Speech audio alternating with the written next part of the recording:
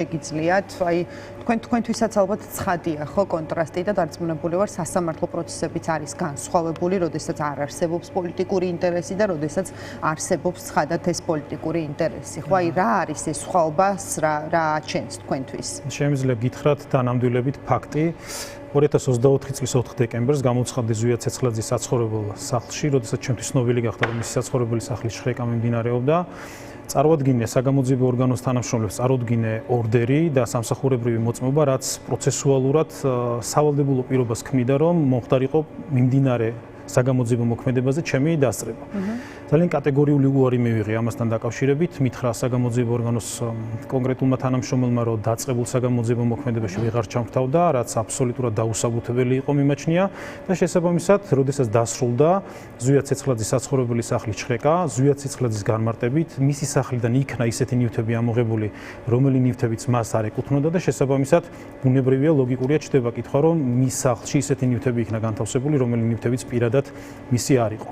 უნდა ითქვას ის ძალიან გულწრფელად, რომ მე როდესაც ვკითხე ზვიაც მის მიმართ შეურაცხყოფას ხომ არ ქონია ადგილი, ხო არ დაუმცირებიათ სიტყვიერი ფიზიკური შეურაცხყოფა, მან ძალიან გულწრფელად მითხრა, რომ ასეც ადგილი არ ქონია და უნდა აღინიშნოს ის, რომ პოლიციის მხრიდან მის მიმართ ასეც ადგილი არ ქონია და არ განხორციელებულა, თუმცა ვფიქრობ, რომ ძალიან ფუნდამენტურად დაირღვა მისი უფლება, რომ მას არ მიეცა შესაძლებლობა ადვოკატს მონაწილეობა მიეღო კონკრეტულ მოქმედებაში. 11 იანვარს განხორციელებული მოვლენები სასამართლოს ხდომის დარბაზში, საქალაქო სასამართლოში, ვფიქრობ, რომ ძალიან უჩვეულო იყო. ჩვენ სასამართლოს არ ვთხოვდით განსაკუთრებულს არაფერს, ჩვენ სასამართლოს ვთხოვდით, რომ საშუალება გქონოდა თავად ჩვენს მხარეები, ხდომაზე დამსწრე პირები, საზოგადოება და თავად ბრალდებულები ყოფილიყვნენ ნორმალურ ადამიანურ პირობებში.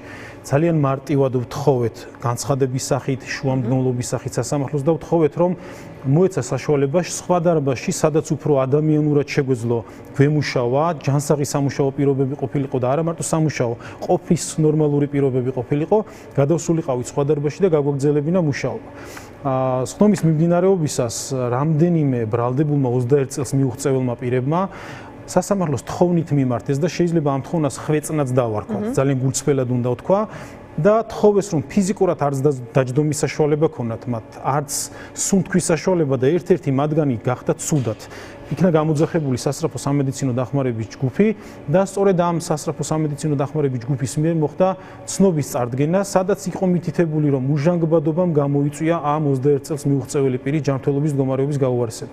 ჩემი დაცვის კოშკუნთან მქონდა კომუნიკაცია, მანაც იგივე მითხრა, რომ თავს გრძნობდა შეუძლოთ და სასამართლომ იმის ნაცვლად, რომ მიიღო გადაწყვეტილება ძალიან ადამიანური, ძალიან ნაკლებად გასაპრობლემებელი საკითხი გადაეწყვიტა ძალიან დადებითად, მაშინ როდესაც პირველი ხდომის დარბაზი აბსოლუტურად თავისუფალი იყო, შაბათი დღე იყო, სასამართლომ ძალიან ხისტი დამოკიდებულება გამოამჟღავნა და ძალიან ვფიქრობ, რომ არასამართლიანად მიიღო საკითხი. ეს ყვებით, როდესაც არის პოლიტიკური მოტივი, მაგრამ აი მე სხვა რაღაცას ვკითხულობ, ანუ ხო გქონიათ ისეთი შემთხვევაც, სადაც რა ვიცი, რომ გითხოვიათ, დაკმაყოფილებულა ეს თქვენი შუამდგომლობაც ან რა ვიცი, სხვა დაცვის ქვეშ ყოფთან დაკავშირებით, რომ რაღაც ტიპის, არ ვიცი, ან ჭრეკაზე დასწრება გითხოვიათ, კი ბატონო და ეს არის და ანუ მე მგულისხმობ, რომ აი რაღაცა ხელშეწყობა, როგორც ეს არის სამართლიან ჩარჩოებში ჯდება ამას გულისხმობ. ანუ ესეთი ფაქტები ხო ყოფილა, თქვა, აი ეს მაჩვენებს მე პირადად სხვაობას, ხო? აი ზვიადის შემთხვევაში მიკერძოება ჩანდა, მაგრამ აი ზვიადი რომ არ ყოფილიყო და ყოფილიყო, რა ვიცი, ვინმე ჩემი მეზობელი, რომელსაც რაღაცა პრობლემა აქვს,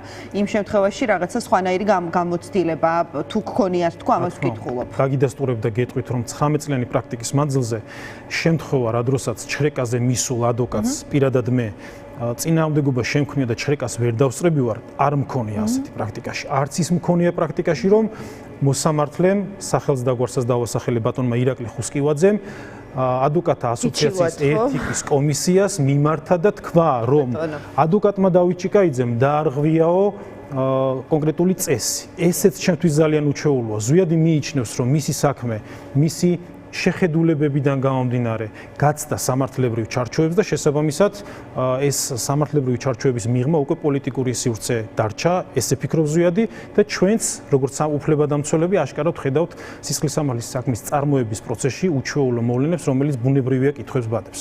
კი ბატონო, ომარ, აი თქვენი სიტყვა